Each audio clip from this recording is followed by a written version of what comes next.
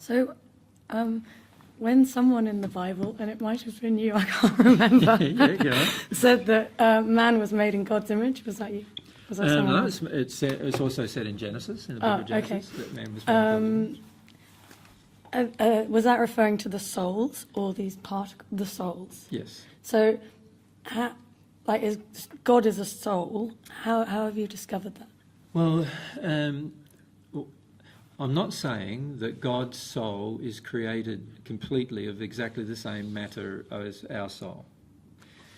But the fact is that we are God's children in a pure sense and in a physical sense as well. And when I say scientifically physics-based sense, we are children of God. That being the case, we are made up of, our soul I'm talking about now, is made up of very similar particles as God's soul. And the fact is that we can receive particles from God's soul. Divine love is one of them. And we can transmit particles to God's soul that God receives. And our love is one of those particles. The reality is that if we can transmit particles between ourselves and God can transmit particles between God and ourselves, then it makes sense then that there's very similar matter inside of our soul as there is inside of God's soul. It doesn't mean that we have the complete set of matter inside of our soul that's inside of God's soul, because God's soul is much larger and much more infinite in nature. But it does mean that there is a high likelihood of similar particles existing in both souls. Does that make sense? And so, with us being souls, we communicate in a certain way, and then you can communicate with God in the same way. Yes. You know how we communicate at the moment. We have our soul, we have our spirit body, which has its mind, we have our physical body, which has its brain, and we have a feeling in our soul that generates a thought in our mind, which then is translated to language in our brain, and then we speak it. It's a very inaccurate form of communication. If we could just transmit coming out of the soul to the other person's soul, then that would be very accurate. It doesn't have to go through intellectual analysis, and it doesn't have to go through language translation and speech, and it doesn't have to go on the receiving end through hearing device, and it doesn't have to go through, again, the reverse translation, which is often fraught with dangers of its own, and then back into his mind, and then back into an emotion.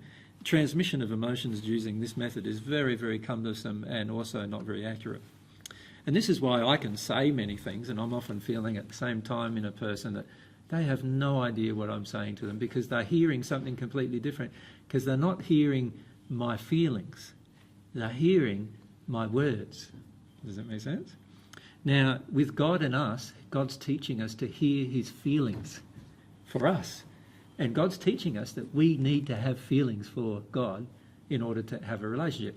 And in a way, God's also teaching us this is the best way for us to communicate, you and I. If you and I communicate with feelings for each other, now the feelings will be much more accurate. We'll feel the feeling rather than having to interpret the feelings. And this is why you can be talking to some people and the words coming out of their mouth are all words of love, and at the same time you feel like you're being attacked or you feel like you're being harmed, and that's because the feelings coming out them aren't in harmony with the words. So they've learnt to cut this part of themselves off, and this part of themselves has a totally different way of feeling than this part of themselves is expressing. God does not wish us to do that. God wishes us to learn how to communicate with our feelings and how to even communicate our feelings, even if we've got to communicate them with words, so that we can actually feel each other more accurately and not base things on all of this interpretation process, which is fraught with miscommunication. And this is why I find many people who listen to my videos and listen to these interviews and so forth, they don't get to feel me unless they're open enough to stop the intellectual barrage that they get inside of themselves about what I'm saying. If they could feel me, then they could feel my sincerity. If they could feel me, then they could feel my love for them. If they could feel me, they could feel that I'm stating the truth. If they could, all of those things they could feel. But the fact is most people were still very detuned from their feelings. And as a result of that, they're also detuned from God, because the only way God can transmit her feelings to you is by you being open to feelings. And that's the only way that God can transmit her feelings for you to you. So what I'd encourage everyone to do is that this discussion of the attributes of God is a very important discussion, but it's more important, I believe, to understand that while God has all of these attributes, I am never going to personally experience them unless I enter this experience with God. And to do that, I'm going to have to be humble.